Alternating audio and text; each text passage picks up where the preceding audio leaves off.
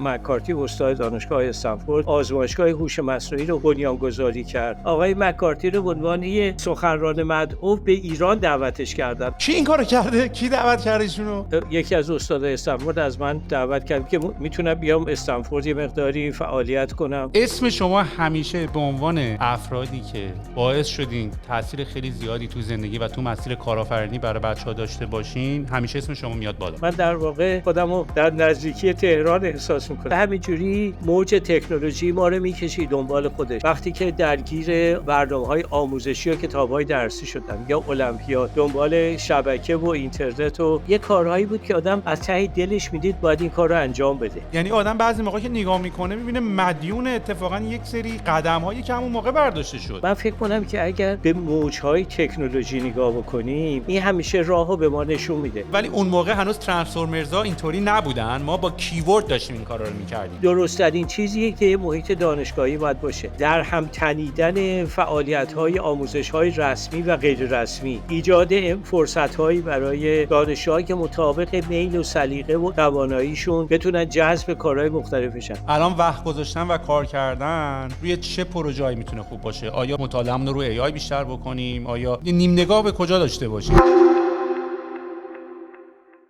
سلام علیکم، امیدوارم که حالتون کلی خوب باشه. خب، حامی و اسپانسر این قسمت از پادکست طبقه 16 پلتفرم باشگاه مشتریان فیلیاست.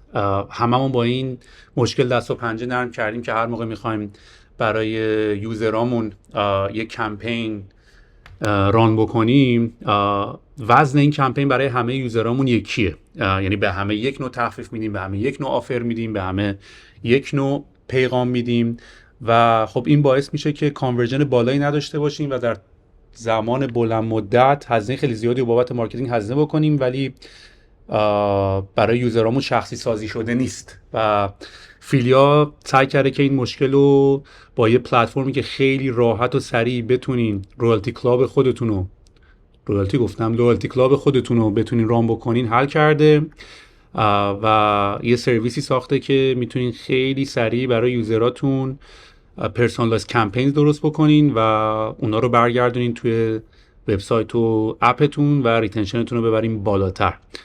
و گیمیفیکیشن داره، خیلی چیزای باحال داره که بتونه یوزرهای شما رو مجاب به خرید و بازگشت بکنه. خلاصه اگه خیلی با این سرویس علاقه دارید بیشتر آشنا بشید، برید تو وبسایتشون و درخواست دمو بدین. خب، حامی این قسمت از پادکست طبقه 16 سرویس خدمات ران شبری لیارا که قبلا هم تو پادکست معرفیشون کرده بودم، که مشابه سرویس هیروکو و ورسل اجازه بهتون میده که خیلی سریع پایپلاین‌های دیولپمنتتون رو برا کنین و اپلیکیشن خودتون رو راحت اجرا بکنین به جایی که درگیر کلی از سرویس‌های دیوآپس بشین. علاوه بر اون سرویس‌های دیگه هم دارن مثل پلتفرم از سرویس، خدمات دیتا استوریج و آبجکت استوریج، هاستینگ وردپرس، ایمیل‌های ترانزکشنال، سامانه مدیریت DNS و پایپلاین‌های دیتابیستون. سرویس خیلی خوبیه برای کسایی که مشتریاشون داخل ایرانن و استفاده کردن از خدمات مثل گوگل کلاود و AWS و اینا براشون تقریبا تو ایران یه جورایی منطقی نیست، هم به خاطر سرعت پینگا و فیلترینگ و از این داستانا. و برای کسایی که مشتریاشون تو ایرانن یه سرویس بومی سازی شده خیلی عالیه. تستشو بگیرین حتما و بریم سراغ پادکست. دمتون گرم. عالی. پس جناب دکتر ما دیگه شروع کنیم. همه چی توپ، همه چی مشتی، همه چی راحت؟ بله همه چی عالی. در یک عصر سه‌شنبه روزهای آخر تابستان 1403 خوشحالم که با شما گفتگویی انجام میدیم و از گذشته و حال و آینده صحبت کنیم. منم خیلی خیلی خیلی خیلی خوشحالم خدمتتون هستم جناب دکتر.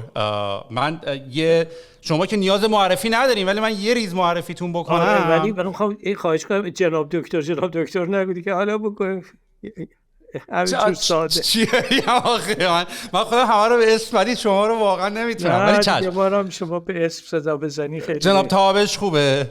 جناب نگی بهتره نمیدونم دیگه. حالا بگو دکتر جون یا بگو یحیی جان. دکتر جون. آره دکتر جان که آره دیگه سریع حتما. یا دکتر جان یا یحیی جان. چشم. حتما. جناب دکتر تابش، من فکر کنم برای بچه‌های صنعتی شریف که اصلا کاملا شما شناخته شده هستین، تو دنیا اصلا شما شناخته شده هستین. اسم شما بارها و بارها تو این پادکست اومده، انقدری اومده که دیگه من اومدم سراغتون. خیلی خوشحالم که شما رو چند وقت پیش توی بیریام دیدم. جناب دکتر یحیی تابشی شخصیت فوق‌العاده دوست داشتنی و محترم تو دنیای ریاضیات و علوم کامپیوتر هستن که هم تو ایران و هم تو دنیا کارهای خیلی مهمی انجام دادن. من فکر کنم شما تو سال 67، من متولد 66 ام، شما تو سال 67 تو دانشگاه شریف درس می‌دادین و حتی یه مدت هم مدیر مرکز محاسبات دانشگاه شریف بودین. کلا نقش شما توی شکل دادن آموزش تو حوزه فناوری ایران خیلی پررنگ بوده. تو دهه 70 هم فکر می‌کنم که مدیر المپیاد ریاضی و کامپیوتر ایران بودین، درسته؟ بله تقریبا چیزایی گفتی شما درسته و حالا بیشتر من توضیح میدم. من انقدر رزومه کاری شما زیاده، یعنی از بنیانگذار خانه ریاضیات و خانه تفکر خلاقیت ریاضیات توی ایران بگیرین تا اینکه به دعوت از دانشگاه استنفورد رفتین اونجا و حتی همچنان هم با دانشگاه شریف در حال ارتباط هستین.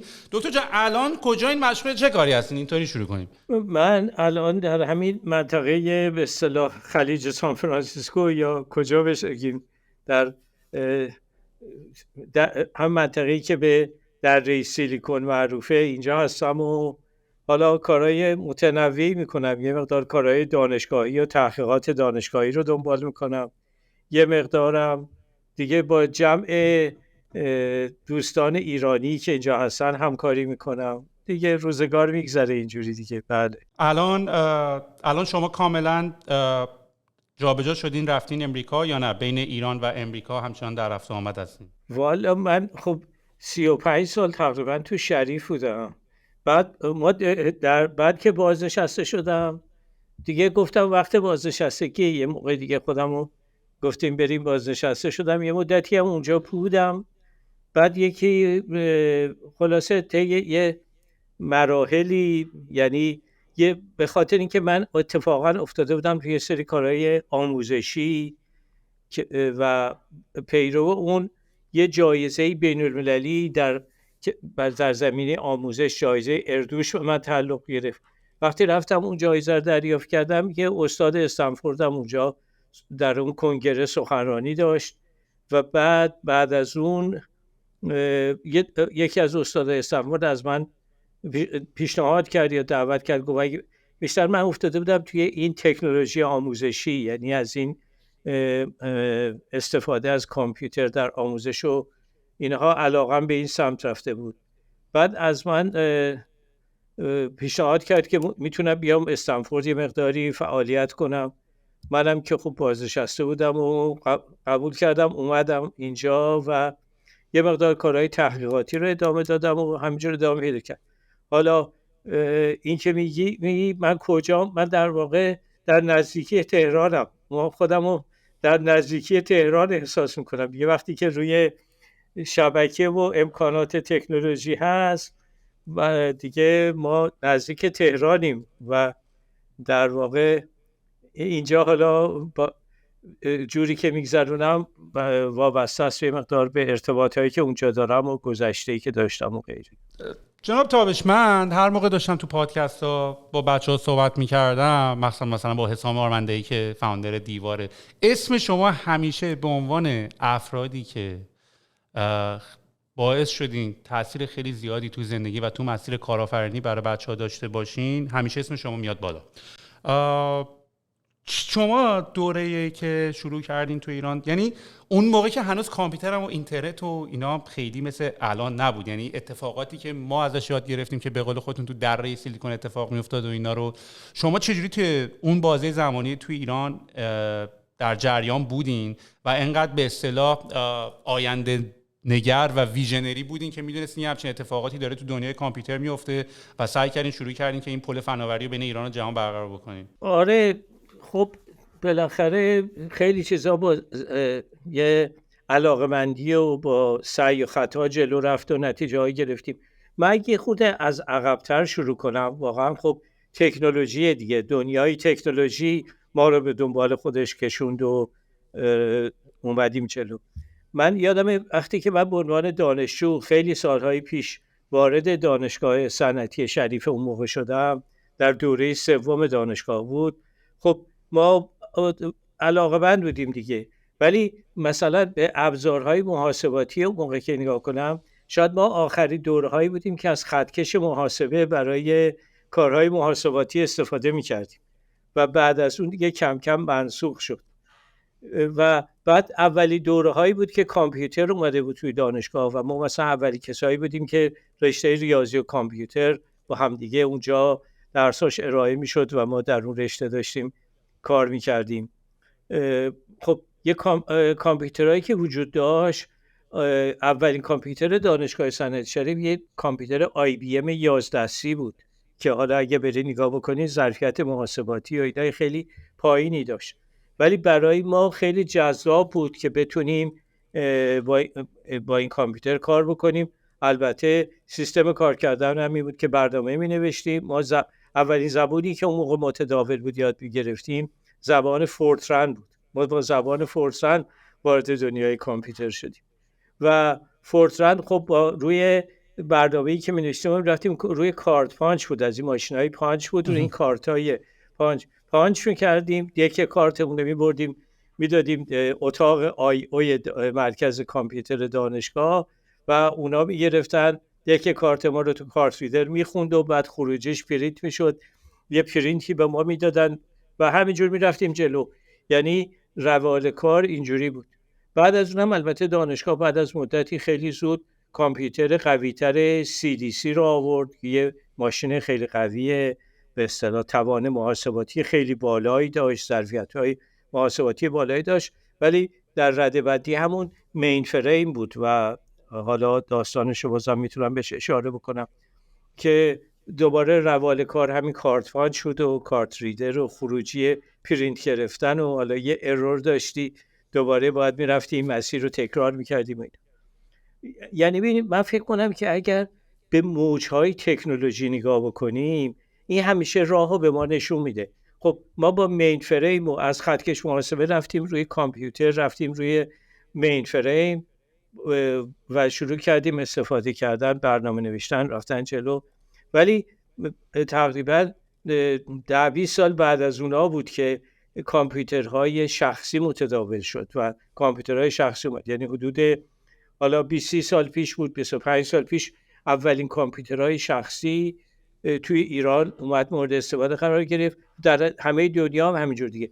یعنی یه موج جدید تکنولوژی اومد که همه چیز رو تغییر داد، زندگی رو عوض کرد، توی اقتصاد و تجارت و غیره، آموزش، همه فعالیت ها رو دیگه، داستانهاش رو شما بهتر از من میدونین که چگونه شکل گرفت و این همین سیراکس بار که اینجا و تحقیقات اولین کامپیوترهای شخصی رو ساختن و بعد اپل و این آقایون بنیانگذاران اپل کامپیوتر رو ساختن و دنیا موج بزرگی از کامپیوترهای شخصی را افتاد که همه چیز رو تحت تاثیر خودش قرار داد.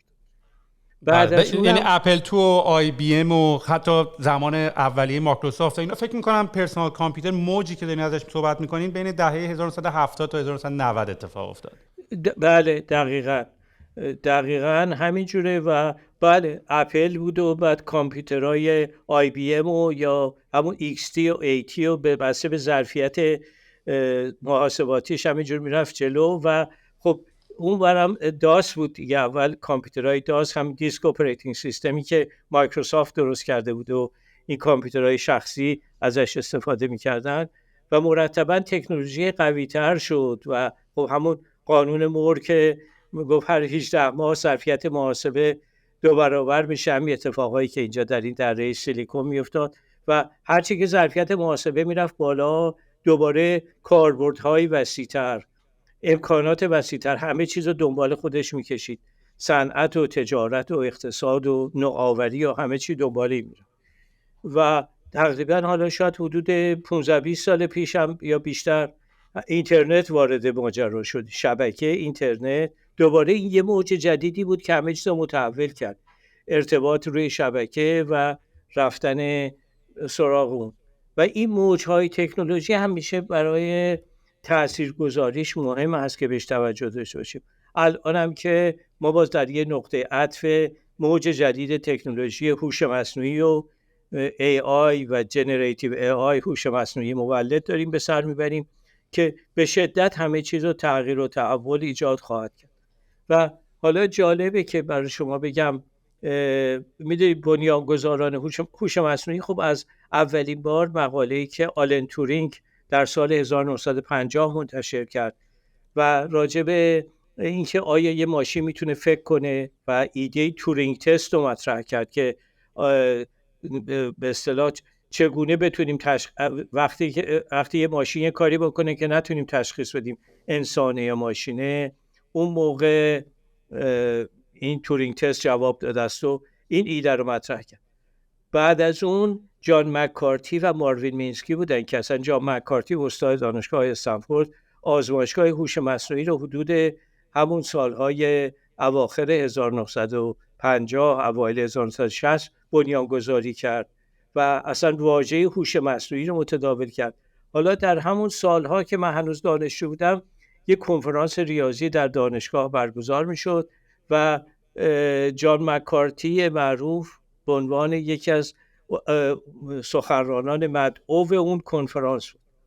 دارتماوث اسم کنفرانس فکر میکنم یه چیزی بوده به اسم دارتماوث کانفرنس. بله، اون که بالا کارهای خودشون بوده و از اونجا شروع شد که به اصطلاح هوش مصنوعی رو در اون کنفرانس مطرح کردن. نه، آقای مککارتی رو به عنوان یه سخنران مدعو به ایران دعوتش کردن در سال 1350. کی این کارو کرده؟ کی دعوت کرده ایشونو؟ در اون کنفرانس استادای دانشکده ریاضی دانشگاه صنعتی شریف. اون دومین کنفرانس ریاضی کشور توسط توی در دانشگاه صنعتی شریف برگزار میشد. استادای اون موقع آقای دکتر مرتضی انواری رئیس دانشکده بودن، آقای دکتر مهدی زرقامی بود و آقای دکتر فرهاد مودت استاد کامپیوتر بود. اینا بودن که کنفرانس می‌کردن، آدمایی بودن که خیلی به اصطلاح شناخت جهانی داشتن و 4 تا ریاضیدان بسیار برجسته دعوت کرده بودن که یکیشون جان مککارتی بود و اومد و در دانشگاه سخنرانی که کرد یه فیلمی هم نشون داد، یه فیلم 8 میلیمتری بود با آپارات که یه رباتی بود، یه بازویی بود مکعب‌ها رو برمی‌داشت رو هم می‌چید و ما دیگه به شدت تحت تاثیرش قرار گرفتیم و از اون موقع توجه به این موضوع برای همه ما جلب شد. ولی خب همه می‌دونیم سالها طول کشید به خاطر اینکه کارهایی با هوش مصنوعی کار کردن یک ظرفیت محاسباتی بسیار بالایی میخواد و هنوز کامپیوترهایی که بود این ظرفیت محاسباتی نداشت که بتونه این فعالیت خیلی ترویج پیدا کنه، در اختیار همه قرار بگیره. همون است که شما گفتید اون کنفرانسی بود که برگزار کرده بودن و بعد معروف شد به دوره زمستان هوش مصنوعی که سرمایه‌گذاری نمی‌کردن توش، به اصطلاح بودجه‌های تحقیقاتی هم حتی تخصیص نمی‌دادن برای اینکه نتیجه‌های بلادرنگی که بشه ازش استفاده کرد دیده نمی‌شد. و از همینجا شروع شد با اینکه سرعت محاسبه رفتن بالا، ظرفیت چیپ‌هایی که همین کامپیوترها رو باش می‌ساختن، خب همون قانون مور که هر 18 ماه تعداد ترانزیستورها روی مدارهای مجتمع 2 برابر میشه، هی رفت جلو و خب از سال الان همین تازگی هست دیگه، شاید مثلا در 12 ساله که ظرفیت محاسبه به یه حد اکثری رسید که دیگه محدودیتی برای محاسبات زیادی که برای کاربردهای هوش مصنوعی و الگوریتم‌های هوش مصنوعی رو به کار ببرن وجود نداشت و همین جی پی ها که به بازار اومد، این شد نقطه آغاز تحولی که ما الان باهاش درگیر هستیم و داره ادامه پیدا میکنه و رو همه چی تأثیر خواهد داشت. ولی حالا صحبت گذشته ها شد، من میتونم یه خورده بگم سالهای اولی که ما دانشگاه بودیم، همون سالها خب با موجهای اول تکنولوژی با کامپیوترهایی که بود کار میکردیم و در محیط دانشگاه ما یه تربیت‌های به اصطلاح آموزش‌های خیلی خوبی دیدیم که آشنا شدیم و میدونی در هر دانشگاه خوبی علاوه بر اون برنامه رسمیش یه نیمه پنهان هم داره که یه فضاییه، یه محیطیه که توش یادگیری اتفاق میفته و از این لحاظ دانشگاه سنت شریف از همون دوره‌ای که من دانشجو شدم خیلی خوب بود و همچنان این ادامه پیدا کرده، الان هم همین جوره. یعنی علاوه بر این که برنامه‌های آموزش رسمی بود، خیلی فعالیت‌های غیر رسمی ما را درگیر می‌کرد و چیزهای زیادی یاد گرفتیم، به طوری که در دوره‌ای که خب بعداً فرض کن از سالهای 1366 که من اومدم به دانشگاه صنعتی شریف دهه 60، ما شدیم در واقع تربیت شده های دوره اول که مسئولین دوره دوم شدیم و در سالهای 1360 تا 1390 دوره‌ای بود که اینترنت اومد، ما شبکه رو توسعه دادیم و فعالیت‌های زیاد مختلفی در این زمینه داشتیم. توی خب من دانشکده علوم ریاضی بودم، چند سالی هم مسئولیت دانشکده رو عهده‌دار بودم. اون سالها هم با المپیاد ریاضی همکاری نزدیک داشتم، یه مدتی هم المپیاد کامپیوتر رو در شروع و راه اندازیش همکاری کردم. سومین دوره المپیاد کامپیوتر بود که من از طرف آموزش پرورش به عنوان ناظر رفتم به یونان که المپیاد کامپیوتر برگزار می‌شد تا بعد اومدم و توصیه کردم که هر چه زودتر المپیاد کامپیوتر رو شروع کنیم. این بود که شروع شد و با همکاری دوستان و همکارانم آقای دکتر قدسی و سایر دوستان ادامه پیدا کرد و خیلی تاثیرگذار شد این گونه فعالیت. یعنی به نوعی من درگیر همکاری و آموزش پرورش شدم و به دنبال اون یه مدتی هم برای برنامه‌ریزی آموزشی و تألیف کتاب‌های درسی به خصوص برای دوره پیش دانشگاهی همکاری نزدیکی با وزارت آموزش پرورش داشتم و برنامه‌ریزی دوره پیش دانشگاهی و بعد هم کتاب‌هاش، حالا به خصوص کتاب‌های ریاضی، آوردن درس ریاضیات گسسته به کلاس دوره پیش دانشگاهی کلاس 12، هندسه تحلیلی و جبر خطی، حساب دیفرانسیل انتگرال، اینا کارهایی بود که در اون دوره من درگیرش بودم و با همکاری البته دوستان و همکاران و استادان بزرگی که با ما در کنار با بودن اینا رو جلو بردیم و یه الفتی با ما با آموزش پرورش پیدا شد و من باز هم همش به این آموزش‌های غیر رسمی خیلی توجه داشتم تا اینکه یه فرصتی هم پیدا شد که باز با کمک دوستانمون این طراحی خانه ریاضیات انجام دادیم. خانه ریاضیات در واقع یه مفهومی شد به عنوان یه محیطی که میشه توش یادگیری اتفاق بیفته، نه اینکه مثلا کلاس تقویتی باشه یا کلاس کنکور باشه. یه محیطیه که یادگیری اتفاق میفته و خلاقیت رو رشد میده. با این فلسفه طراحی شد و البته اولین خانه ریاضیات در شهر اصفهان تأسیس شد به همت دوستان و همکارانم، به خصوص آقای دکتر علی رجالی که سالها این پروژه رو به نتیجه های خوبی رسوند. و بعد از اینا بود که من خب تقریبا اواسط دهه 70 بود که مسئولیت مرکز محاسبات دانشگاه رو عهده‌دار شدم.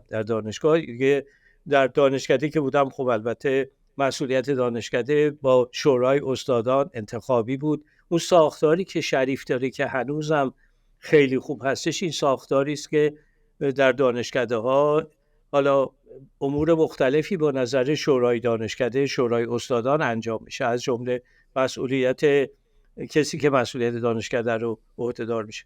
ولی بعد از اون مرکز کامپیوتر دانشگاه که از زمان دانشجویی ما به مرکز محاسبات معروف بود، یه در واقع مرکز خدمات بود تو دانشگاه که مدیریت دانشگاه مسئولیت مرکز محاسبات به عهده من گذاشت و من در اونجا رفتم مستقر شدم.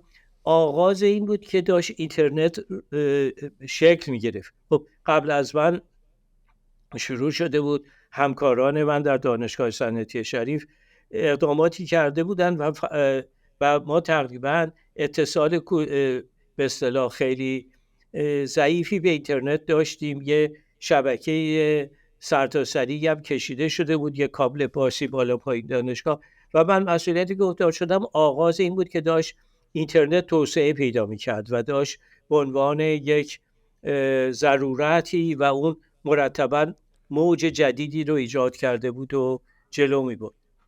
خب اون موقع من با مدیریت دانشگاه به تفاهم رسیدیم که واقعاً برند شریف به اینترنت وصله و باید در اینترنت حضور داشت و باید از اون استفاده کرد.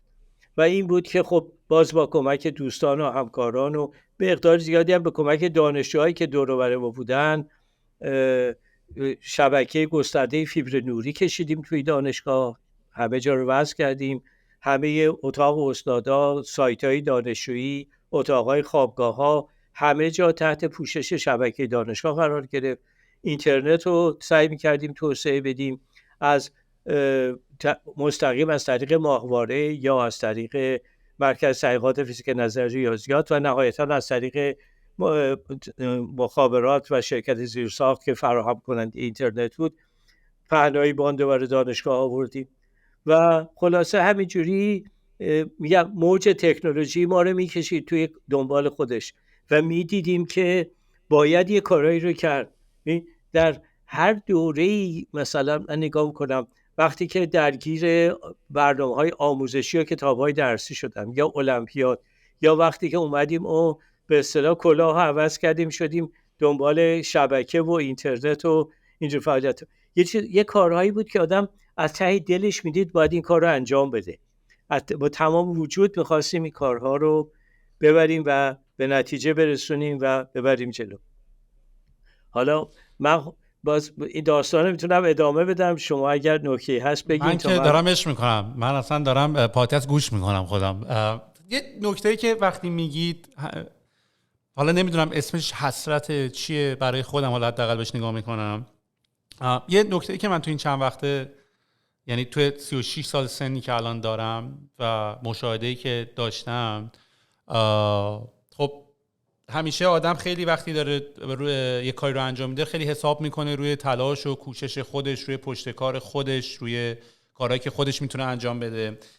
ولی یواش یواش که سنت میره بالاتر و بعد شروع هم میکنی که مثلا خیلی ادوایس‌های خیلی مختلفه و پیشنهادهای خیلی آدم‌ها رو میخونی، میبینی که این دایره افرادی که توی یه سن خیلی مهمی، حالا تو همون بازه زمانی که شاید دانشگاه میرن دوره هم جمع میشن، خیلی خیلی مهمه. من فکر میکنم ما توی ایران، حالا انگار به استثنای دانشگاه شریف یا حالا چند دانشگاه دیگری، ما خیلی به محیط دانشگاه ها اینطوری نگاه نمی کردیم.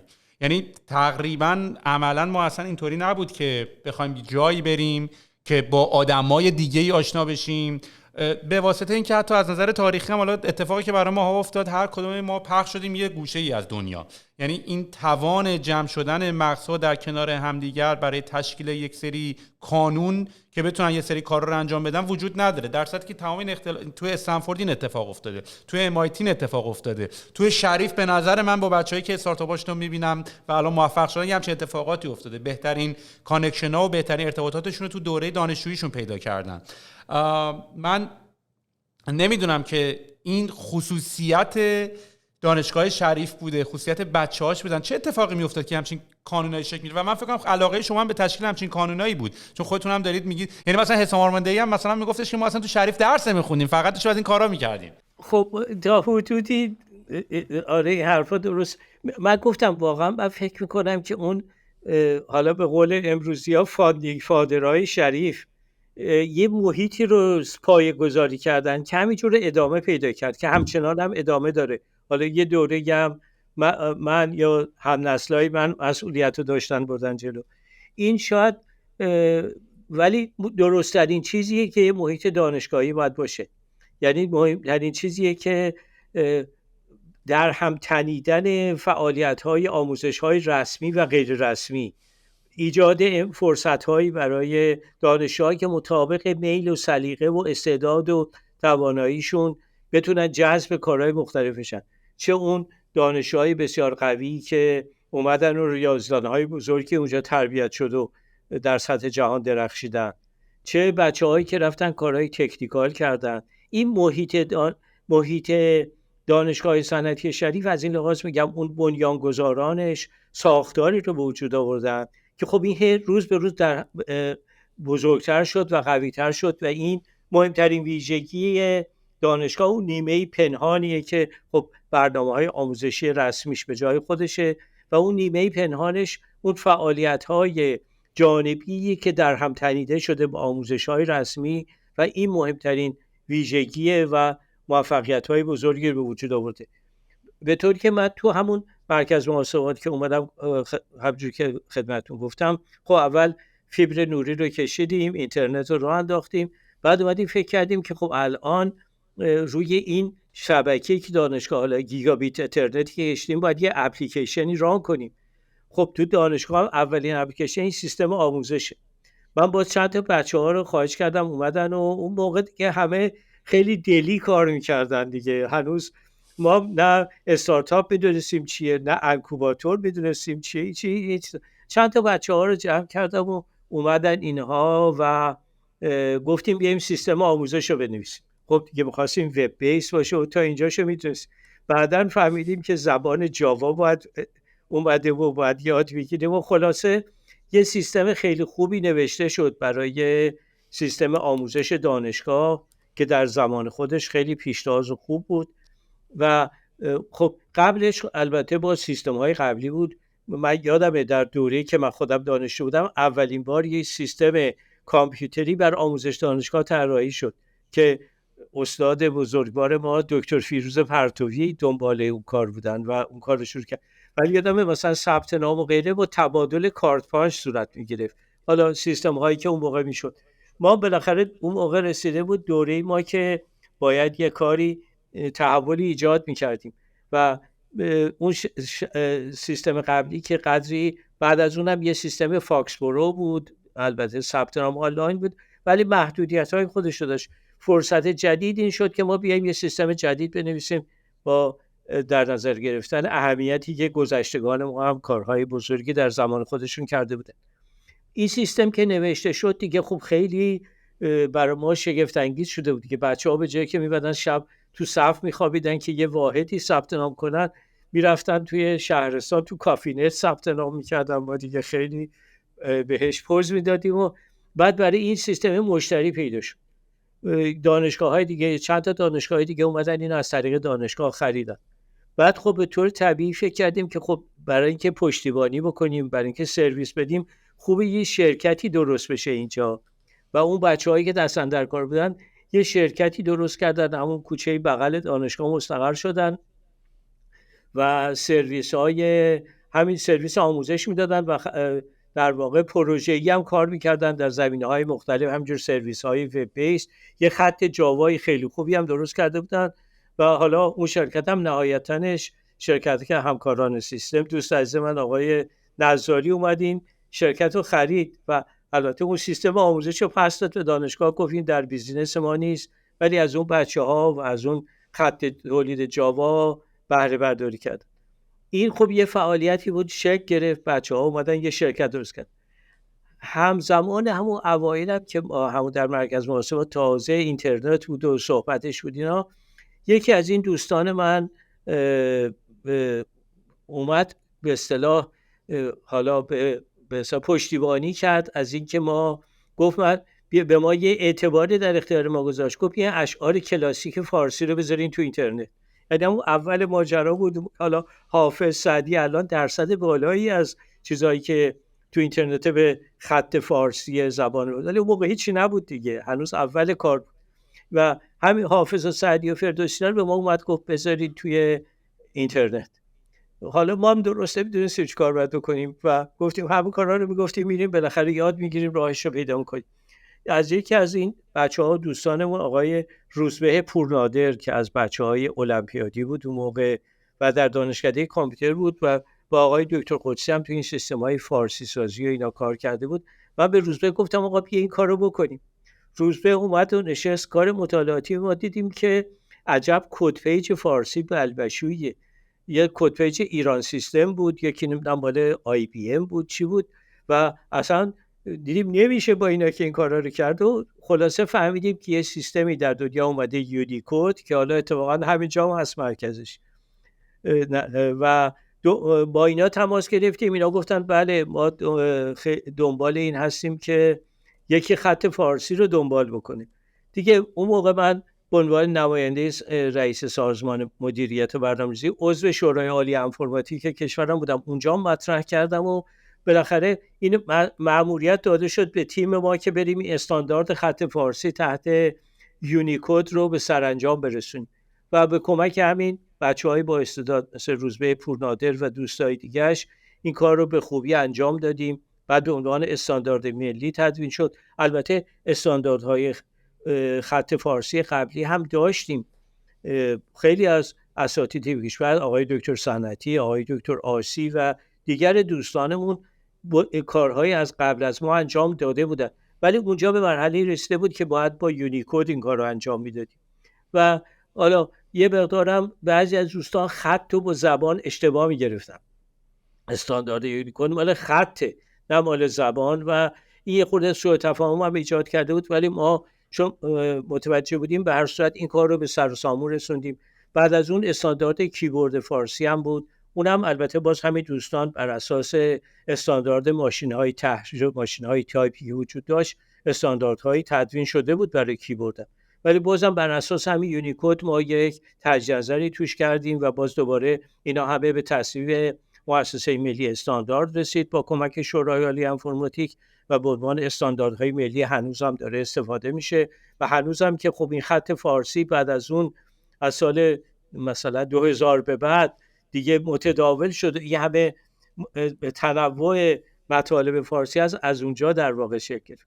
حالا اون بچه‌ها با این کار که آشنا شدن اومدن رفتن دنبال یه سری کارهای فارسی سازی و به اصطلاح محصولاتی که به فارسی سازی ربط پیدا میکنن رو رفتن جلو.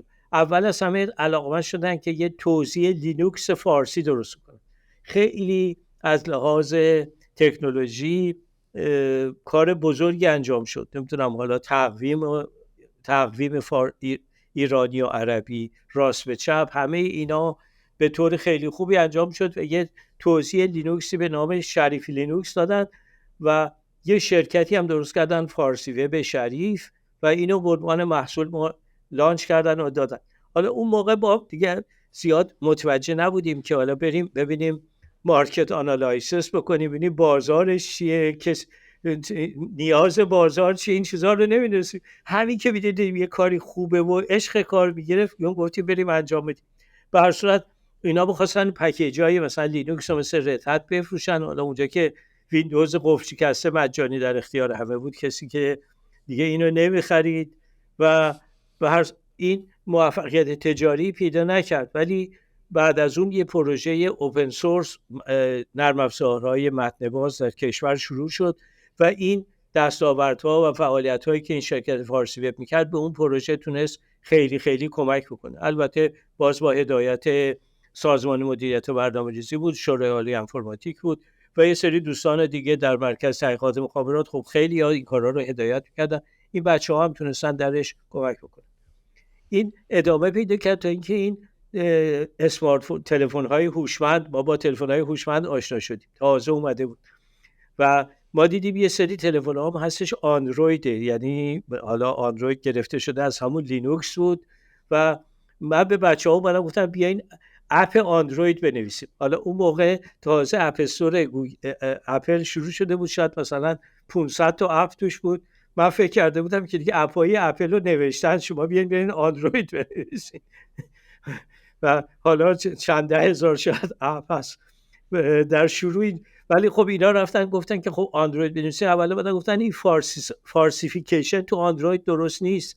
اون اول خیلی حروف بره عربی و فارسی نداشت. اینا گفتن ما اول میریم اینو فارسی میکنیم. باز دوباره عشق تکنولوژی همه رو به هیجان آورد و واقعا یه سیستم اندروید فارسی خیلی خیلی سافیستیکیتدی به قول معروف آوردن وارد بازار بکنن.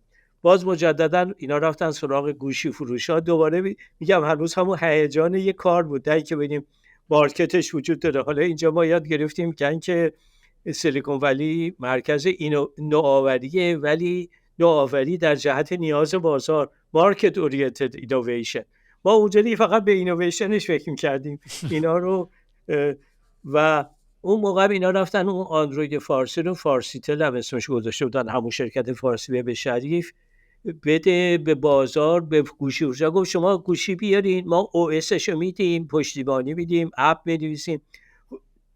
خلاصه هیچ کس حاضر نشد دیگه با شرکت‌های وارد کننده های گوشی، باز به نتیجه نرسیدن. ولی باز مجددا یه به اصطلاح حمایتی ما گرفتیم و اون دستاوردها رو روی اون سورس فورج ریلیز کردن و حتی بعدا گوگل و اینا هم از همون خیلی استفاده کردن از اون کار فارسی سازی اندرویدی که اونجا انجام شده بود. در همین حال و احوال بود که این آقای حسام آرمندهی از راه رسید. ایشون البته قبلا دانشجوی علوم کامپیوتر بود، حالا با منم درس داشت، تو مرکز محاسبات هم این گروه هایی که میمدن و فعالیت میکردن همکاری داشت. ولی ایشون رفته بود نمیدونم MBA خونده بود در سوئد. این از راه رسید اومد گفت بیایم یه اندروید استور درست کنیم. دیگه این بچه‌ها بهش گفتن آقا ما هر کار کردیم از لحاظ تجاری شکست خوردیم، این کارا نمیشه و اینا. ایشون بالاخره با اون هوش و شمی که داشت وایساد و این کار رو به نتیجه رسوند و شد همین کافه بازار و همین داستانایی که الان خودش شاید دقیق‌تر از منم برای شما بازگو کرد. منظور این که اینجوری اون مرکز محاسبات ما علاوه بر این که سرویس‌های دانشگاه رو میدادیم، خدمات اینترنت رو میدادیم، یه جوری شد کانون جمع شدن بچه‌ها و روی پروژه‌های مختلف کار کردن که یه نمونهش همون برنامه‌ای بود که برای آموزش نوشته شد. یک کار بسیار موفق هم همین کار فارسی وب بود و نهایتاًش که به کافه بازار و حالا دیگه کارهای دیگه که این دوستانمون به خوبی انجام دادن رسید. اونجا پروژه های دیگه هم ما روش کار کردیم و از اون مثلا یه شرکتی بود برای اولین بار برای سرویس شارژ موبایل. اون اوایل خب ایرانسل که اومده بود این بود که پریپید رو انداخت، از این کارت‌های اسکرچ بود می‌تراشتن. اینا برای اولین بار اومدن اینو در واقع به صورت اینترنتی ارائه بکنن. نمایندگی‌هایی در سطح کشور درست کردن. یه شرکت بسیار موفقی شد که تونستن در واقع نه با از طریق اون کارت‌های اسکرچ به وسیله به اصطلاح اینترنت از روی اینترنت فروش رو اولین بار اینا شروع کردن. یه پروژه دیگه ما درگیر شدیم، در یه دوره‌ای رفتیم با صنعت نفت همکاری کردم. یه مطالعاتی توی به اصطلاح در این که چگونه اینا از این اینفورمیشن تکنولوژی میشه تو صنعت نفت استفاده کرد. دانشگاه مشاوره هایی میداد به صنعت نفت و اینجوری ما با صنعت نفت خیلی آشنا شدیم. و باز یکی از نرم افزارهای مهم صنعت نفت که نرم افزار شبیه سازی مخازن نفته توجه ما رو جلب کرد.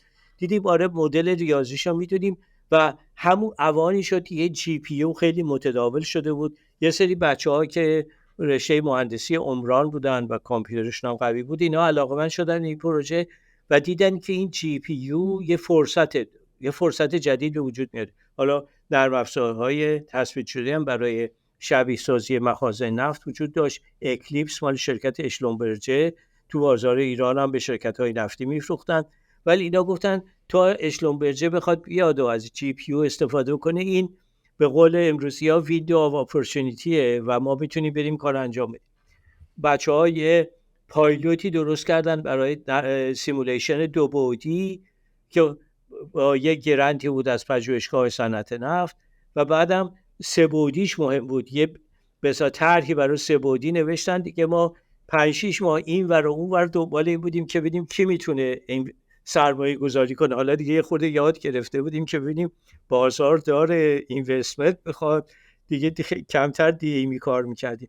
به هر صورت یک شرکت انرژی پاسارگاد با آشنایی که من با این دوستان نفتی پیدا کرده بودم به طور اتفاقی با انرژی پاسارگاد در میون گذاشتیم. اونا علاقه‌مند شدن و با این بچه‌ها یه شرکتی درست کردن و این نرم افزار شبیه سازی مخازن نفت و اینا در آورد. و من واقعا فکر کنم شاید بهترین یا از بهترین نرم افزارهای علمی و مهندسی که در داخل کشور نوشته شده. و البته نرم افزار در آوردن یه طرف بود و این که بتونی به شرکت نفت بفروشی، شرکت‌های نفتی موضوع دیگه. بالاخره اینا تونستن اعتمادا رو جلب کنن و الان جایگاه خیلی بالایی دارن و در اون بنیانگذارانش در سطح منطقه هم دارن محصولات رو ارائه میکنن و یکی باز از شرکت‌های موفق شد. خلاصه داستان ما طولانیه، من بخوام یه سر نه من که واقعا دارم لذت میبرم، یعنی من واقعا میخوبه، چون جالبم هست. آخه من احساس میکنم دنیایی که به قول شما ماها توسطش خیلی علاقه‌مند شدیم، همون دنیایی که به قول خودتون همه میریخت وقتی یه ایده‌ای بود همه پر اشتیاق و پرشور میریختن یه کاری رو انجام میدادن، من واقعا دلم برای اون روزا خیلی تنگ شده. یعنی بعضی موقع خیلی نگران این نسل جدیدم هستم، به خاطر اینکه اینا انقدی حتی اگر وقت خالی هم داشته باشن توسط این سوشال میدیا و تیک تاک و اینستاگرام و اسنپ چت و تلویزیون و اینا، انقدر اینا وقتشون گرفته میشه، شاید یکم کمتر ما اون موقع از سر این که وقتمون رو پر کنیم باید میرفتیم در این جوامع بچهای مثلا تو خیابون و تو مسجد و نمیدونم کتابخونه و از این جور کارا بشینیم، مثلا یه جایی پیدا بکنیم که بشینیم کارا رو بکنیم.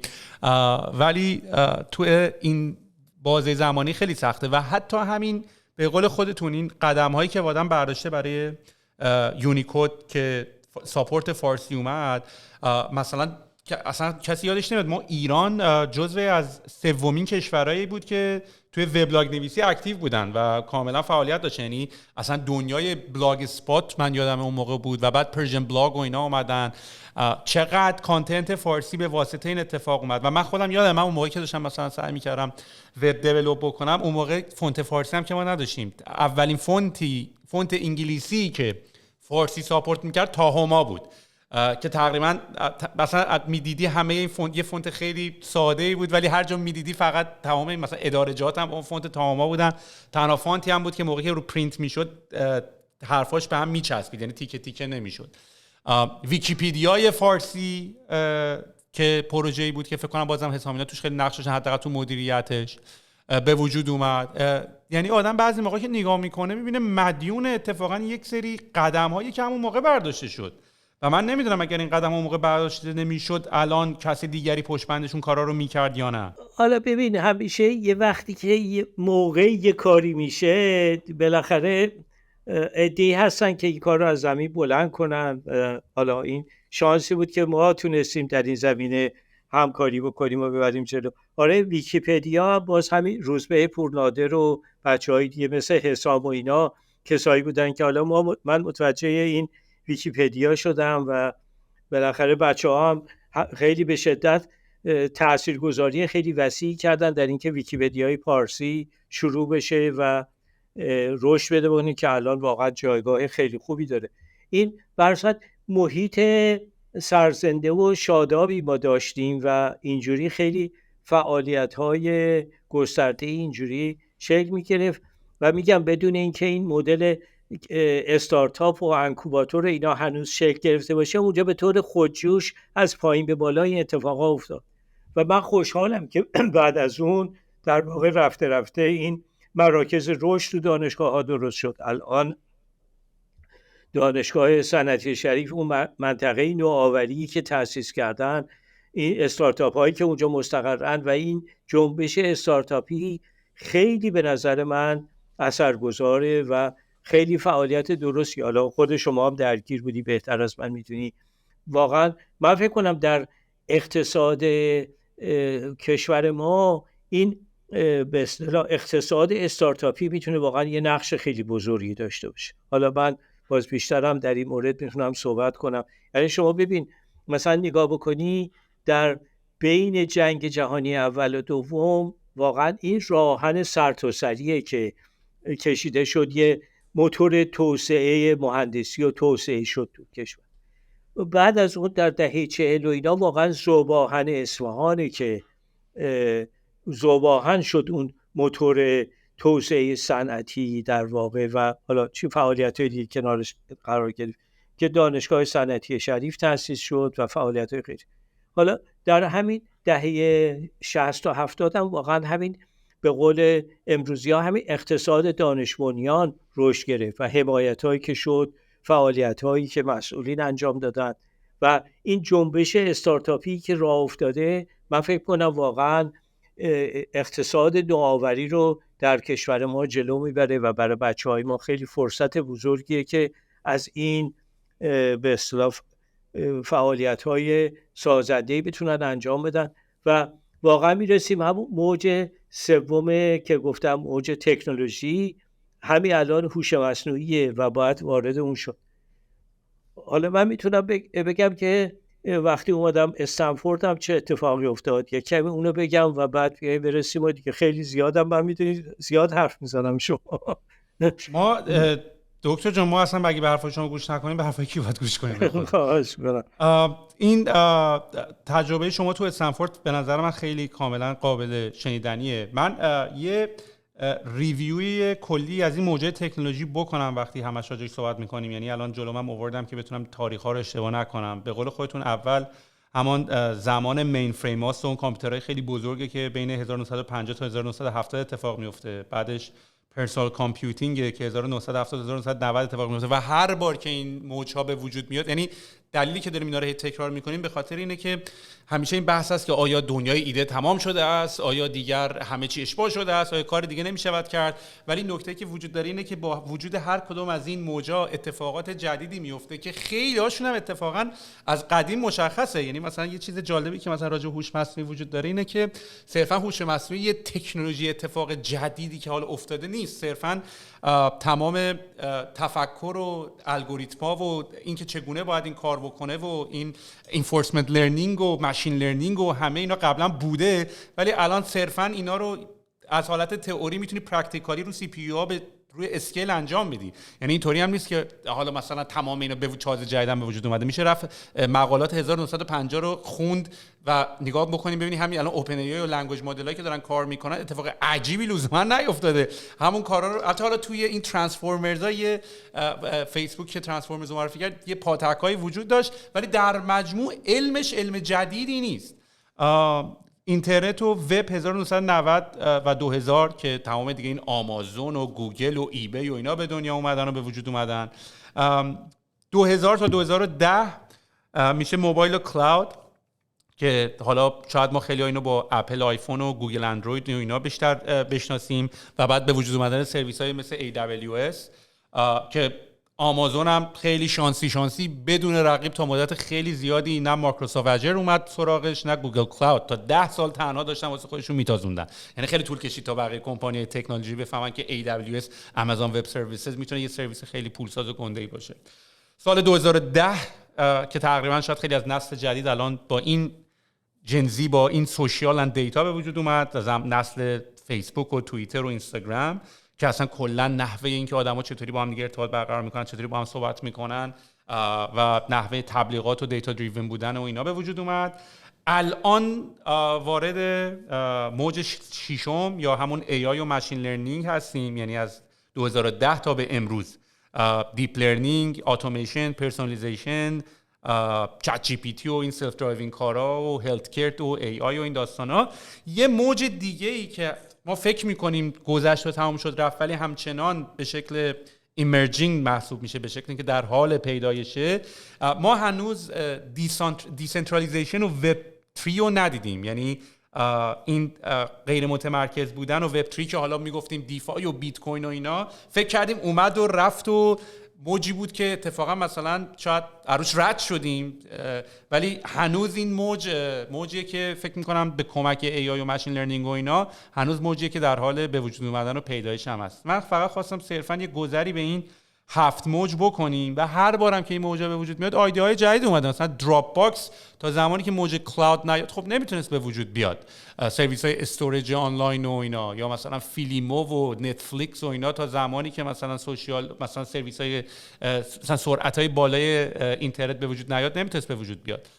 اینا همه موضوعی هست که اگر آدم واقعا اتفاقا تاریخ رو نگاه کنه و بهش کاملا متوجهش بشه، ایده های خیلی بهتری میتونه سرش بیاد. حتی هم میتونی بری نگاه کنی ایده های شکست خورده گذشته رو ببینی و بیای نگاه کنی ببینی آیا الان وقتشه یا نه، چون خیلی از این ایده ها زمانی که به وجود اومدن به اصطلاح ahead of their time بودن، خیلی جلوتر از زمان خودشون به وجود اومدن. شاید حتی الان دوباره بشه پیداش کرد. یعنی حتی توی پیچ‌های استارتاپ هایی که وجود داره، مثلا الانی که دوره AI وجود شده، یه اسلاید خیلی مهمی حالا جلو از بین این که توی اسلایدهای پیچ برای استارتاپ ها مثل وات و هاو و وای، چرا و چگونه و با چه استراتژی باید به اینوستورها بگی، یه اسلاید دیگه که الان خیلی نقش مهمی پیدا کرده، وای ناو، چرا الان.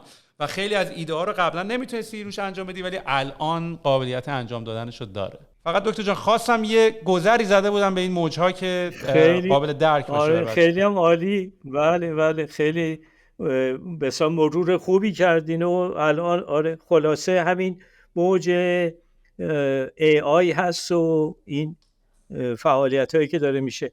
و حالا منم تا حدودی درگیر اینم و توی اومدنم به استنفورد تقریبا همزمان شد با این موجی که باید راه میافتاد و راه افتاد. من در واقع گفتم بیشتر توی از زاویه ایژوکیشن و حالا تکنولوژی آموزشی درگیر این فعالیت ها شده بودم که گفتم یه جایزه گرفتم و یکی از استادای استنفورد به من گفت میخوای بیای استنفورد. منم استقبال کردم که بیام و دیگه اومدیم و اینجا آشنا شدم با فعالیت ها. من خب در دانشکده ایژوکیشن استنفورد مستقر شدم. با یه گروه پژوهشی بود، یه 7-8 تا دانشجوی دکتری بودن، 2-3 تا استاد بودن، منم در کنار اونا قرار گرفتم. و خب یه مقدار تجربه هایی که توی حل مسئله و فعالیت هایی تو المپیادا و اینا داشتم اینجا برام خیلی جذاب شد و یعنی این بچه های دانشجوها هم ازش استقبال میکردن و این باعث شد که من با ارتباط به اصطلاح متقابلی برقرار کنم با این گروه پژوهشی و فعالیتی رو ببرم جلو. و همون موقع بود که این به اصطلاح آموزش‌های آنلاین، کورسرا و خان آکادمی، اینها تازه داشت شکل می‌گرفت و یه مقدار موجی هم بود که دیگه میگفتن دانشگاه متحول شد و سیستم آموزش داره تغییر میکنه. ولی اون موقع من این مقدار نگاه کردم دیدم که خب اینا ساده ترین کار اینه که یکی در واقع مثل این که بره پای وایت بورد درس میده، ویدیو بگیری یا روی پد مینویسه، اینو بذاری تو اینترنت، کاری که توی خان آکادمی یا کورسرا میکرد. ولی من فکر کردم که نه، شبکه نتورک اهمیتش یا تواناییش در اینه که بتونی تو تعامل بکنی، یعنی interaction. network capacity is interaction. و به فکر افتادم یا روی این اینتراکتیو من به این کارهای پرابلم سالوینگ و اینا علاقه داشتم کار بکنیم. یه پروژه‌ای تعریف کردیم و یه گرانت گرفتیم اینجا توی استنفورد و روی این کار کردیم و یه مقداری هم به نتیجه‌های خوبی رسیدیم. خب اولش هم روی مثلا مثال‌های خاص کار می‌کردیم، ولی بعداً فهمیدیم که باید روی پلتفرم کار کنیم و این پلتفرم تقریباً چیزای اولیه‌اش در اومده بود. یه سری از دوستانم و آدمایی که سابقه دار بودن در زمینه تکنولوژی علاقمند شدن به این فعالیت و دیگه اومدن یه مقدار اینوستمنت آوردن و این تبدیل شد به یک استارتاپی در این سیلیکون ولی و داره سیر خودش رو طی میکنه. حالا اون ایده های اولیه ما همچنان هست، ولی الان بالاخره یه شرکت و مسئولینش رو داره و منم در تماشا میکنم و با همکاری میکنم، ولی اون دوستانم بیشتر در حال اینن که این کارها رو توسعه بدن برای استفاده از همین ابزارهای هوش مصنوعی در اینجا. و این توجه به هوش مصنوعی از جهات گوناگونی خیلی ضروری هست و به اصطلاح حالا من واقعا اون چیزی که خودم بهش علاقه دارم اون حل مسئله است. یعنی در نظام‌های آموزشی حل مسئله و خلاقیت، به اصطلاح یادگیری خلاقانه جاش خالیه. همه جا تو سیستم آموزشی به این نیاز هستش و اینکه بشه اینو به وجود آورد که یک سیستم آموزشی خلاقیت رو رشد بده و توانایی حل مسئله آدمای متفکر بار بیاره، این ضرورت در همه دنیا هست. و حالا من یه مقداری همچنان دارم کارهای تحقیقاتی رو در همین زمینه، استفاده از هوش مصنوعی در این زمینه دارم ادامه میدم و امیدوارم به نتایجی برسه و بتونیم کار بکنیم. البته اینجا خب خیلی تو استنفورد کارهای زیادی میشه، توی برکلی کارهای زیادی میشه، تو MIT به خصوص خیلی کارهای زیادی داره میشه. من با اینها در ارتباطم و خب با یه سری برای بچهای خودمون هم داریم توی این زمینه کار میکنیم. حالا با بچهای خودمون هم اون طرف هم در ارتباط هستم که بتونیم این تفکر به اصطلاح حل مسئله رو درگیر کنیم با هوش مصنوعی و بتونیم از اینا استفاده بکنیم. ولی هوش مصنوعی همونجور که شما اشاره کردی خب از 1950 هم دهه 50 دهه 60 شروعش بود، خیلی ایده ها اونجا شکل گرفت. ولی با اومدن جی پی یو ها فرصتی پیدا شد که رشد بکنه و چون ظرفیت محاسبه رفت بالا، این الگوریتم های ماشین لرنینگ، یادگیری ماشینی و اینا شکل گرفت و بعد همین دیپ لرنینگ، یادگیری عمیق 2012 الگوریتماش در اومد و با این موج جدیدی از این که عصر هوش مصنوعی فرا رسیده داشت همه چیز رو جلو می برد که در 2017 این مقاله معروفی که این 7 نفر کارشناسان گوگل نوشته بودن درباره ایده این ترانسفورمرها و اینکه بتونن مثلا شما یه متن رو که داری با الگوریتم های ویژه‌ای به کمک این ترانسفورمرها بتونی کلمه بعدی رو با احتمال خیلی بالا تعیین کنی و ببری جلو. خب یه راهش این بود که متنای زیادی باشه، توش از لحاظ آماری به این کلمه ها وزن بدی و اونی که بیشترین احتمال داره کلمه بعدی بشه. ولی روش ترانسفورمرها، این روشی که اون مقاله 2017 بود، یه روش خیلی بسیار پیشتازی از لحاظ تکنولوژی بود که تونست این هوش مصنوعی مولد رو به وجود بیاره و الان هوش مصنوعی مولدی که داره همینجور توسعه پیدا میکنه و میره جلو. و خیلی جالبه که خیلی زیاد اینا از زبان پایتون گرفته که اساس این فعالیت هاست و تمام اون کتابخانه هایی که براش درست شده با شتاب خیلی زیادی داره اضافه میشه و خیلی هاش اوپن سورس منبع باز، یعنی در دسترس همه است. فرصت برای خلاقیت و کار خیلی زیادی برای همه وجود داره در این زمینه و یه بحث‌های زیادی هم وجود داره و تعقیب این بحث‌ها خیلی میتونه مفید باشه. مثلا یه بحثی هستش اینه که آیا خب حالا چت جی پی تی یا جمینای ولی گوگل یا کلاد یا چیزهای دیگه‌ای که در این زمینه است، اینا در واقع یه نوع جنرال پرپوز جی پی تی هستند و یه صحبتی هست که آیا اسپشال پرپوز جی پی تی هم میخواین؟ بسیار اندیشمندانی که در این زمینه هستن میگن بله، این جنرال پرپوز ها به جای خودشه، اسپشال پرپوز جی پی تی میتونه اپلیکیشن های متعددی رو به وجود بیاره. حالا برای یه کارخونه میشه با دیتا های خودشون اسپشال پرپوز رو درست کرد، میشه یه دستیار مهندسی درست کرد، میشه و امثال هم. حالا توی آموزش هم یه چیز مهمش این توتر باته، یعنی شما یه معلم خصوصی درست کنی که آموزش پرسونالایز کنه و هر کسی بیاد و آموزش متناسب با تواناییش بده و ببره جلو. و یه جنبش هم همونه که در توسعه خلاقیت و تفکر حل مسئله چگونه از اینا میشه استفاده کرد. این زمینه‌ای که من علاقه دارم و روش کار میکنم. ولی این اسپشال پرپوز یعنی جی پی تی های ویژه منظوره به طور بیکرانی فرصت هایی وجود میاره. میگم به اعتقاد اندیشمندانی که در این زمینه هستن، اگر پروژه های چند صد میلیون دلاری، پروژه های بزرگه، پروژه های 5 میلیون دلاری، 10 میلیون دلاری الی غیرالنهایه است که فرصت های زیادی برای کارهای خلاقانه کردن یا یه نیازی رو رفع کردن، که واقعا همون که نگاه بکنیم نیاز بازار چیه و یه نیازی رو به طور دقیق تشخیص بدیم، ارزیابی دقیقی از نیازش داشته باشیم و بتونیم براش یه راه حلی پیدا بکنیم. این فرصت‌هاییه که سر راه ما وجود داره و میشه از این فرصت‌ها استفاده کرد.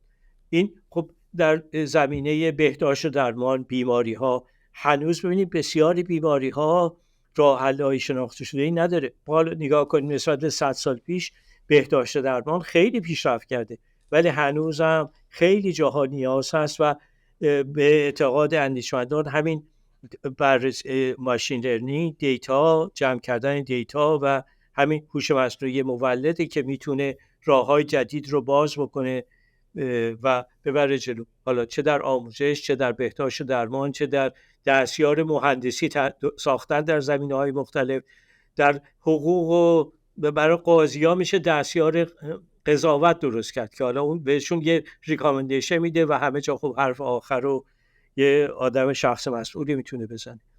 این است که خیلی فرصت‌های زیادی وجود داره و این فرصت‌ها همونه که ما این جنبش استارتاپی داخل کشورمون هم میتونه خیلی به این موضوع توجه زیادی بکنه و از این فرصت‌ها بچه‌ها بهره بگیرن و به اصطلاح فراورده‌هایی درست بشه که خب نیازهای بازار داخلی رو برطرف کنه و قابل ارائه کردن به بازارهای منطقه و بازارهای جهانی باشه. این فرصت‌های بسیار بزرگ و ارزشمندیه که میشه ازش بهره برداری کرد و برد جلو. در عین اینکه بایستی آموزش‌ها رو هم متناسب با اینا کرد.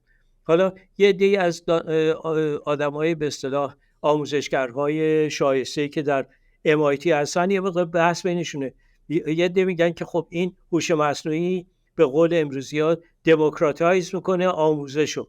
ولی یه عده دیگه میگن آقا اون موقع هم که آنلاین لرنینگ اومد ما گفتیم این دموکراتایز میکنه. حالا ولی من به اعتقاد من کرده شما ببین از وقتی که فرض کنید کتاب چاپ شد، خب وقتی که قبلا چاپ وجود نداشت خب خیلی محدود بود نسخه های کتابی که در دسترس مردم قرار. وقتی صنعت چاپ شکل گرفت به طور وسیع کتاب در دست عموم قرار گرفت و واقعا دموکراتایز کرد. حالا این آنلاین لرنینگ و به اصطلاح این فعالیت های تکنولوژی هم به نوعی واقعا اثر گذاشته. حالا باید راه خودش رو پیدا کنه. حالا این توتر بات ها و آموزش های شخصی سازی شده حتما اثرگذار خواهد بود.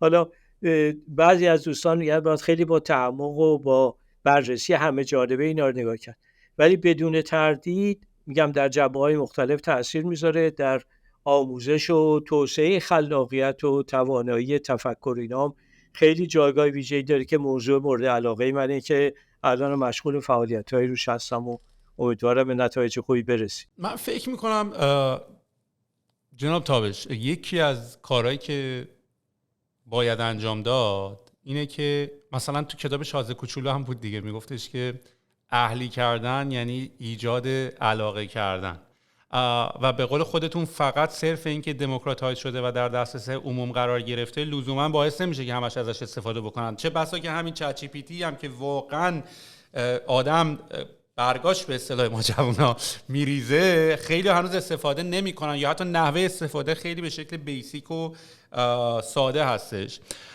یا مثلا همیشه میان میگن که الان که مثلا این تصاویر AI generated رو نشون میدن یا ویدیوهای AI generated رو نشون میدن، میگن وای صنعت هالیوود و صنعت فیلمسازی کاملا متحول خواهد شد، که متحول خواهد شد. ولی حتی به گفته کسایی که خیلی پیشرو هستن تو صنعت AI مثل حتی مثلا سم آلتمن و کسای دیگه که من داشتم پادکست‌ها رو گوش می‌کردم، میگفتن اون اتفاقی که فکر می‌کردیم یهو الان یادتونه یه بحثایی هم بود که مثلا ایلان ماسک اینا اومده بودن گفته بودن که آقا مثلا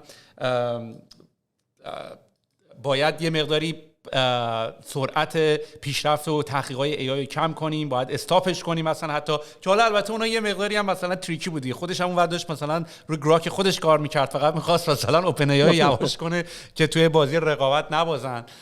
ولی منتهای مراتب نکته‌ای که وجود داره اینطوریه که حالا به نظر من خلاقیت نقشش باز پررنگتر و پررنگتر و پررنگتر میشه. حالایی که شما زمان بیشتری برای کارهای مثل این میمونه که اگر قرار باشه مثلا 10 ساعت غذا درست نکنی جاش چیکار میکنی، اگه قرار نباشه 20 ساعت لباساتو نشوری جاش چیکار میکنی، اگه قرار نباشه خیلی از کارا رو نکنی جاش چیکار میکنی. اگر اصلا فرض کنی اگر زمان من برای ادیت پادکست و درست کردن رنگا و صدا و هماهنگی مهمانا و اینا توسط AI اتومیتد بشه، یعنی من بتونم با AI اتومیتد بکنم، تا الان تا حد خیلی زیادی هم دارم این کارو انجام میدم، یا حالا لورج و یه آدمی بیاد برای من ادیت بکنه رو اینا رو، من از زمانی که استفاده میتونم بکنم اینه که میتونم بیشتر تحقیق کنم، بیشتر ریسرچ بکنم، بیشتر راجع به مهمانام صحبت بکنم و یه نتیجه خیلی بهتری بگیرم. اگر من بتوانم خیلی راحت با عکسایی و ویدیوهایی که جنریت میشه، چون یه اتفاقی هم که الان افتاده اینه که ما برای اولین بار میتونیم با کامپیوتر صحبت کنیم. قبلا باید پروگرامینگ لنگویج یاد میگرفتیم، ولی الان ما میتونیم به شکل نچرال و به شکل طبیعی باهاش صحبت بکنیم.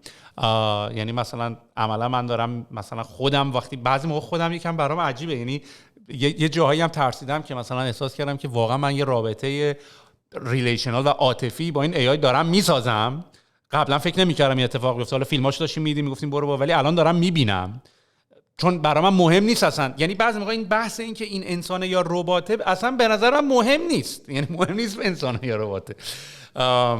دارم باش کار میکنم، دارم ازش استفاده میکنم و این نحوه این که اگر فیلم داری میسازی باهاش، ولی حالا اونجا پوینت آف ویو خودتو داشته باشی، حالا از این زاویه فیلمو بگیر، این آهنگ روش استفاده کن.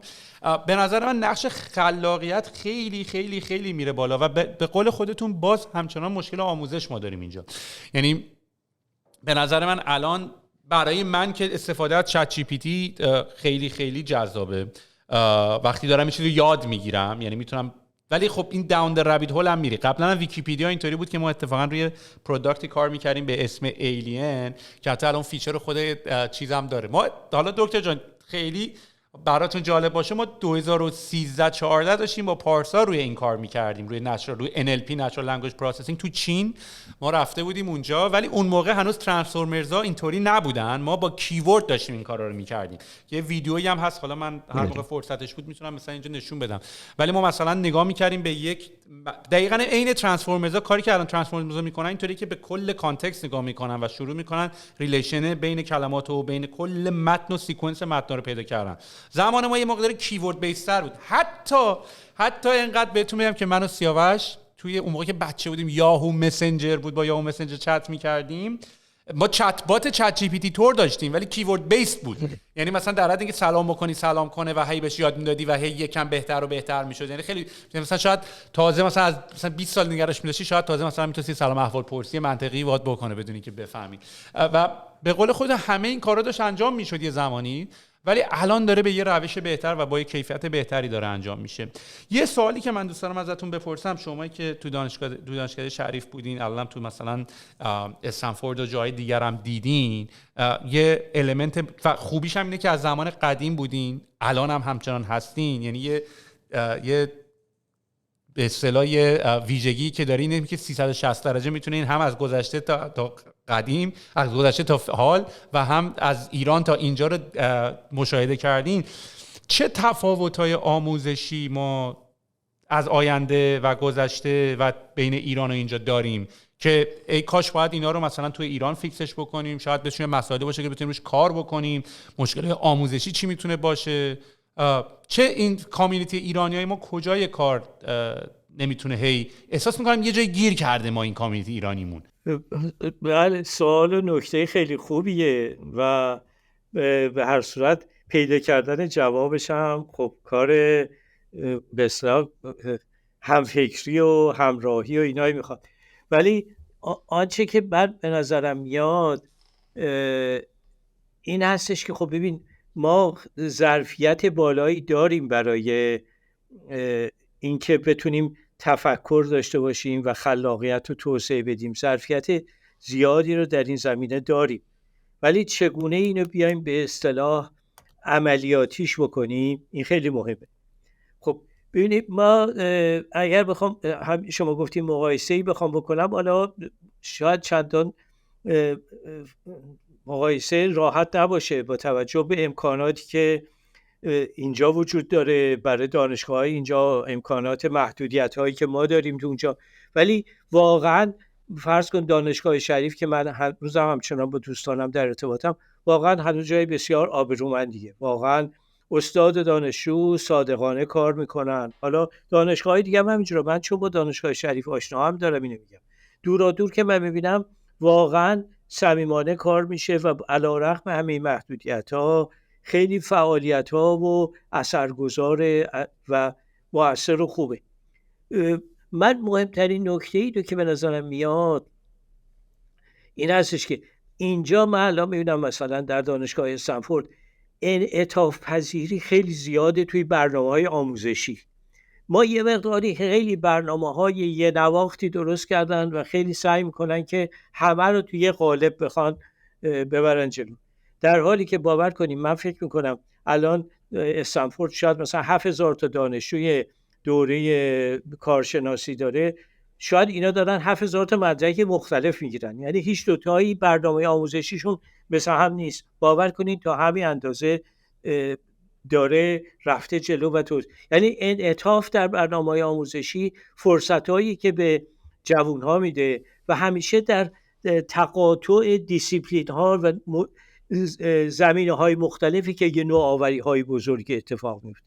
باید این فرصت داد که آدم‌ها بتونن چیزهای مختلف رو تجربه کنن. اینقدر یعنی الان اون به قول معروف مالتی دیسیپلینری بودن، در هم آمیختن رشته‌ها خیلی ضروریه که فرصت‌ها رو به وجود بیاره و بتونه اینو بره جلو.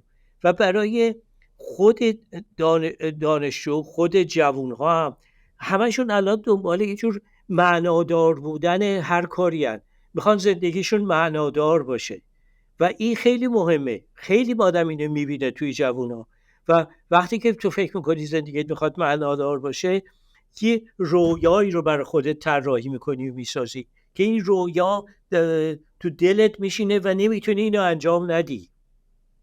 در واقع برای وقتی که یه ایده‌ای تو وجودت هستش که نمیتونی انجامش ندی، اون موقع است که از دلت برخواسته و میری جلو و فرصت‌ها رو به وجود میاری و یه کارهای نوآورانه بزرگی میشه. و درسی که اینجا هست اینه که باید از شکست نترسید. شکست آموزشه، شکست یادگیریه و بایستی زمینه رو باز کنید. یعنی مهمترین نکته که من به نظرم میاد اینه که باید ما انعطاف پذیری رو تو برنامه‌های آموزشیمون خیلی بیشترش بکنیم و معنادار بودن رو که در ذهن بچه‌ها هست بهش اجازه بدیم رشد بکنه و واقعا دنبال اون رویاهاشون برن و بتونن یه کارهای خوبی انجام بدن.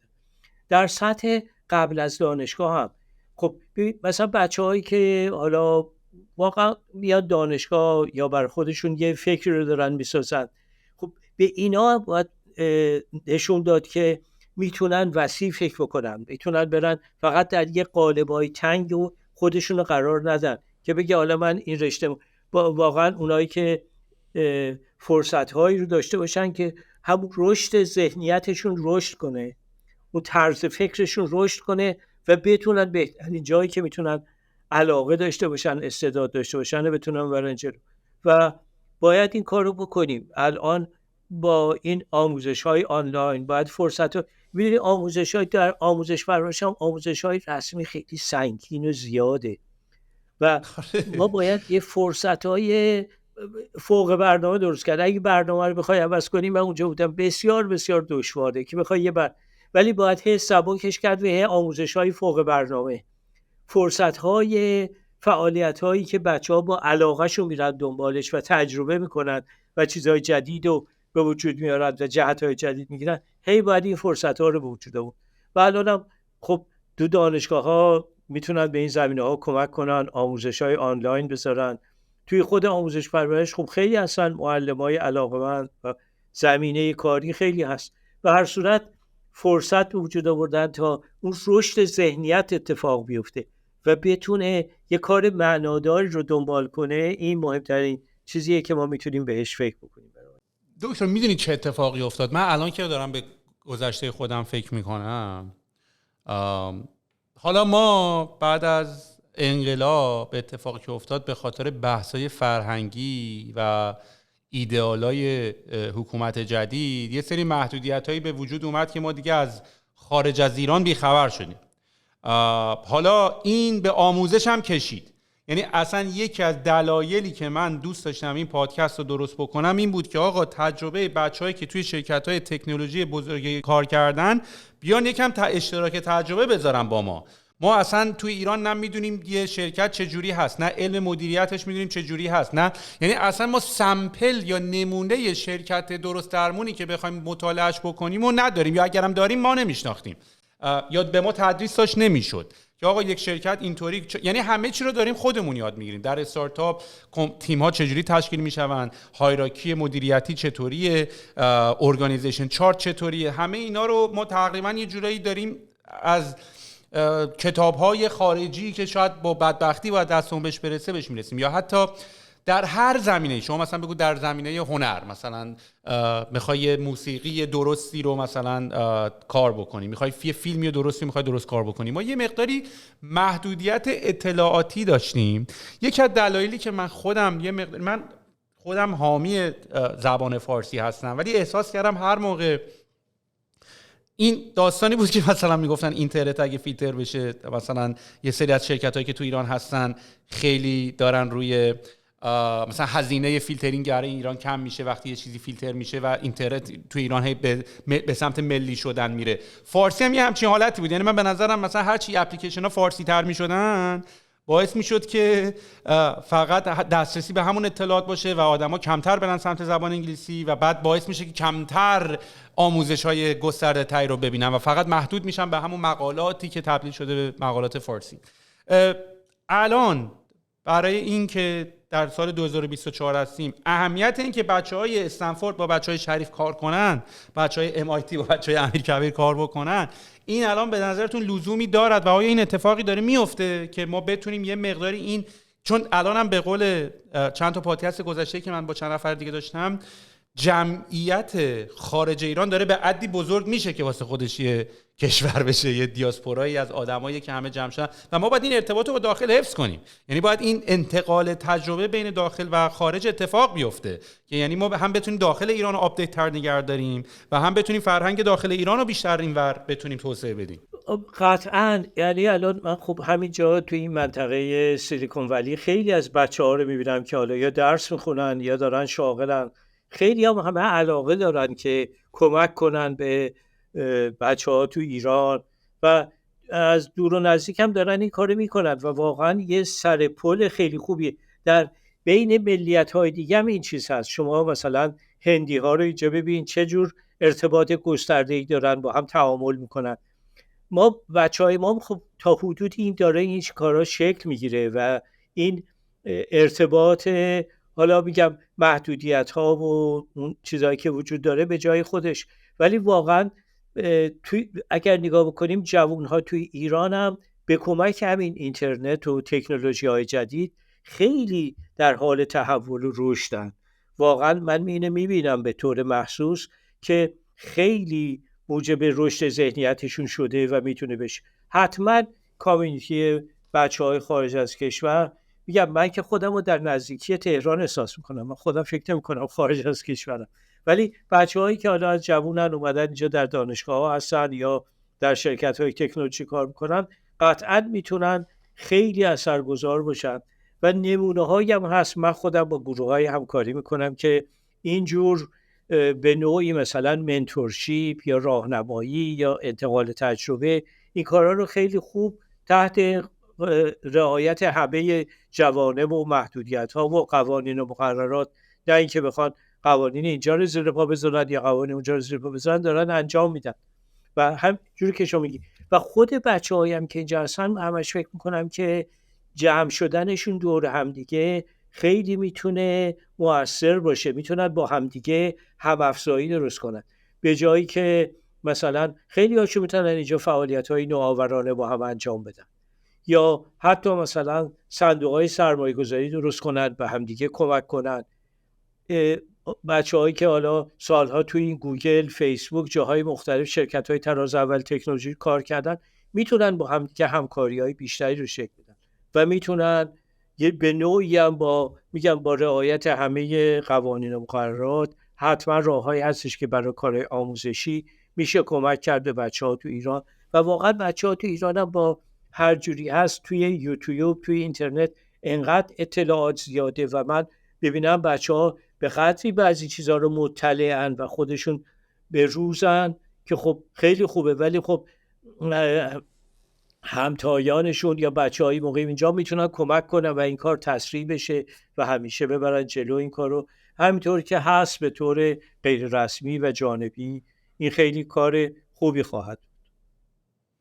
کاملا با تو موافقم. ما هم شروع کردیم همین کارو که اتفاقا شاید یکی از کارهایی که ما الان داریم میکنیم اینطوریه که الان ما یه مجموعه درست کردیم. این اسم این پادکست از طبقه 16، ما یه جایی رو گرفتیم به اسم کلبه 15. دلیلی که این پادکست اسمش طبقه 16 اینه که خونه من طبقه 16 هم بود، اسمش هم پادکست شد طبقه 16.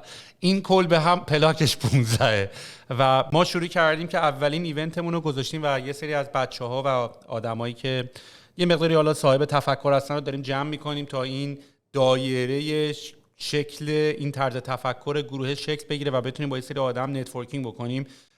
اگر براتون مقدوره که سفر کنیم بیاین تورنتو، حتما خیلی دوست داریم شما رو به عنوان مهمون ویژه و افتخاری داشته باشیم تا بتونیم این جمع رو داشته باشیم، یا اصلا ما همه رو جمع می‌کنیم میایم خدمتتون میرسیم صفر اونجا حتما پیشتون.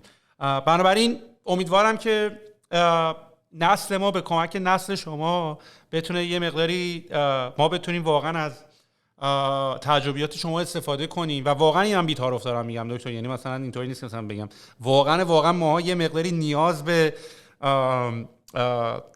کمک، یه مقداری نیاز به مودریتور، یعنی من خودم شخصا نیاز دارم یه مقداری یه کسی از بالا به من نگاه بکنه و بگه بعضی موقع دیگه خیلی داری تون میری، بعضی موقع یواش کن، بعضی موقع شل کن. و امیدوارم که بتونیم به کمک شما حداقل دوباره اون کامیونیتی که قبلا یه شور و شوق خیلی بزرگی توش بود دوباره به وجود بیاریم. بله منم خوشحال میشم. به هر صورت فعالیتایی که شما دارین می‌کنین خیلی ارزشمنده. همین طبقه 16 خیلی کار ارزشمندیه و همین ارتباط برقرار کردن. میگم خوشبختانه این فضای شبکه‌ای انقدر ارتباط رو گسترده کرده، ما درست خودمون رو در نزدیکی همدیگه احساس می‌کنیم همه جا و این خودش خیلی مهمه و از فرصتاش باید استفاده کرد. و به هر صورت جوانایی مثل شما و دوستای دیگه پیشقدمن. حالا ما هم در این گوشه و کنار البته هر کاری میتونیم بکنیم. حالا یه حرف آخری هم اگر تقریبا حرفمون تموم شد من بزنم در مورد دانشگاه ها. میدونی مثلا من فکر کنم که تو دانشگاه اولش با آموزش شروع شد، بعد پژوهش اومد کنارش، بعد به نوآوری و خلاقیت. حالا مثلا نوآوری یعنی مثلا یه محصولی بسازن، حالا به بازار بدن، یعنی اون تکنولوژی یا دانشی که توسعه پیدا میکنه بیاد تجاری سازی بشه، محصولی بیاره. الان وقتی که اینا در هم تنیده شده، یه جور دانشگاه باید به یه اکوسیستم تبدیل بشه. یعنی دیگه آموزش و پژوهش و نوآوری و اینا دیگه از هم جدا نیست، همه اینا با هم در هم تنیده است و یه دانشگاه باید یه اکوسیستمی باشه که بتونه این فعالیت‌ها شکل بگیره. اینجوری نیست که من فقط درسام میخونم و میرم، اونم حالا یه دو نفرم فقط یه ریسرچ میکنن، یه عده‌ای هم حالا ممکنه برن یه نوآوری انجام بدن، ولی واقعا نظام آموزشی به این سمت داره میره و خوشبختانه در داخل کشور هم میگم واقعا دانشگاه‌های ما فعالیت‌های آبرومندانه‌ای میکنن. حالا دانشگاه شریف من بیشتر از همه به فعالیت‌ها آشنام، چه دانشجوها چه استادا واقعا فعالیت‌های خوبی دارن میکنن و به این سمت میرن که اون آموزش و پژوهش و نوآوری رو در هم داشته باشن و من خیلی امیدوارم به اینکه اتفاقای خیلی خوبی از اونجاها اتفاق خواهد افتاد و نوآوری‌های اثرگذاری و فعالیت‌های اثرگذاری رو ما در آینده خواهیم داشت. 100% و منم خیلی خیلی امیدوارم. اتفاقا یه توییتی داشتم میخوندم نوشته بود که تموم شد اون دورانی که چون قدیم مثلا اون زمان افراد میرفتن یه دانشگاه درسی میخوندن، شاید حتی تا 10-15 سال هم گوگل کار میکردن، یعنی یه دونه شغل داشتن و بعدش هم بازنشسته میشدن و میومدن بیرون. الان واقعا نسل جوان خیلی کارش سخته، یعنی میاد بیرون تازه هیچ آپشنی براش باز نیست. تو این کمپانی هم هر جا میره 2-3 سال بیشتر نه کمپانی زنده است نه خودش زنده است، یا خودش میتونه اطلاعاتش رو اینقدر سریع به روز بکنه با توجه به دنیای ای آی و اینا که هیچ 3 سال یه استرس بزرگی همیشه پشتش هست. یعنی اینطوری نیست که وای من دیگه مسئله کارمو حل کردم، مسئله مالیمو حل کردم و بعد بتونم برم جلوتر. و این ایده که شما میگین که یک نظام جدیدی که یعنی شاید هم وظیفه مثلا حالا دارم به شکلش به شکل و قیافش هم دارم فکر میکنم آیا این یه شرکتیه که درش آموزش وجود داره، یک آموزشگاهیه که درش به تو کار هم میده، یا اینا مستقلن و هم به هم دیگه پاس میدن؟ اتفاقا اگه بخوایم یکم راجعش رویا پردازی بکنیم فکر میکنیم قیافه آیندهش چطوریه؟ یعنی فرض رو بر این بذاریم که خودمون هم میخوایم خلقش بکنیم، این اکوسیستمی که ازش حرف میزنین چطوری میتونه باشه ظاهرش؟ والا خب یه کمی مشکله، ولی به قول شما همینجوری بخوای فکر بکنیم نمیدونم، من فکر کنم که مثلا دانشگاه ها همش میشه تبدیل شه به یه سری لب یا مثل آتلیه که هر دانشجویی در یه لبی دیگه مستقر میشه از بعد به ورودش به دانشگاه و همه چی اونجا اتفاق میفته، آموزشش، نوآوریش، پژوهشش، و از اونجا از تو اون لبا هستش که خیلی کارهای نوآورانه بیرون میاد و در کنار دانشگاه ها رشد میکنه و جلو میره. یه چنین اتفاقایی ممکنه بیفته که خیلی آموزش‌های خاصی رو آموزش‌های یه جور در هم تنیده تر میشه، میگم خیلی همه چی داد مرتبط، ارتباط بیشتری با هم پیدا میکنه، اینقدر تفکیک کمتر خواهد بود. یه همچین چیزایی رو میشه به قول شما فکرشو کرد و دید که چگونه خواهد بود دیگه. عالی. من احساس میکنم حداقل ما یه سری قدماشو داریم میذاریم که همچین آینده رو بتونیم شکل بدیم. جناب دکتر یحیی خیلی خیلی از وقتی گذاشتین ممنونم، بسی لذت بردیم. واقعا گوش دادن به حرفای شما هم شیرینه هم آموزنده است. پندی، نصیحتی، اندرزی چیزی برای ما ندارین در رابطه با این که با توجه به این که توی ایج تکنولوژی و اینا هم هستین، الان وقت گذاشتن و کار کردن روی چه پروژه‌ای میتونه خوب باشه؟ آیا مطالعه‌مون رو روی ای آی بیشتر بکنیم؟ آیا نیم نگاه به کجا داشته باشیم با توجه به اینکه شما الان دارین این اتفاقا رو میبینین، تغییراتی که توش هست؟ خب من فکر میکنم در واقع این ای آی خیلی تاثیرگذاره توی همه جنبه‌های مختلف علوم و مهندسی و کاربردها و حتی علوم انسانی و غیره. در نتیجه این یه موضوع مهمیه که باید بهش خیلی توجه کرد. من باور کن گاهنم فکر کردم که توی دانشگاه‌ها، به خصوص دانشگاه‌های مهندسی حتی غیر مهندسی، باید همون ترم اول ما یه درس آشنایی با مثلا علم داده یا آشنایی با هوش مصنوعی، حالا برای یه رشته‌های ممکنه خیلی کاربردی تر باشه، برای یه رشته‌های یه مقدار تکنیکال تر باشه، باید هم ردیف اون ریاضی عمومی یکی که ما درس میدادیم و اینقدر زیاد، کنار اون یه درس آشنایی با علم داده هم ما داشته باشیم. این چیزهای خوبیه که در نتیجه بچه‌ها باید خیلی اگر میخوان کار بکنن واقعا مجهز شدن به تکنولوژی جدید خیلی ضروریه، حالا تو هر زمینه‌ای که باشن، علوم باشن، مهندسی باشن. الان مثلا زمینه‌های بایوتکنولوژی واقعا در حال پیشرفت‌های شگفت‌انگیزیه. خب تو ایران هم خوشبختانه خیلی روش کار میشه و کاربردهای هوش مصنوعی در بایوتکنولوژی و بایو انجینیرینگ واقعا خیلی خیلی جای کار داره و خیلی خیلی فرصت توش وجود میاد، فرصت‌های بزرگ. یا مسائل محیط زیست، همه آب و انرژی و محیط زیست، ما تو کشورمون خب مسائل آب و انرژی داریم، اینا خیلی میتونه از تکنولوژی‌های جدید استفاده بشه. اینکه مجهز بشن بچه‌ها به این تکنولوژی‌های جدید و بتونن زمینه‌های مختلفی برای کاربردهای اونو روش فعالیت بکنن وجود بیارن، به نظر من فرصت‌های بزرگیه که باید بهش توجه کنیم. جناب تابش خیلی خیلی ممنون، واقعا لطف کردین. به ما قول میدین بازم بیاین پادکست؟ ما در خدمتیم، امیدوارم که سر دوستان رو در نیاورده باشم. نه خوشحال میشم. واقعا بهتون تبریک میگم کارایی که میکنیم. منم با کمال میل هر کاری از دستم در بیاد از دور و نزدیک در خدمتتون هستم. ممنون، متشکرم. یک نوع تشکر جناب دکتر. قربانت.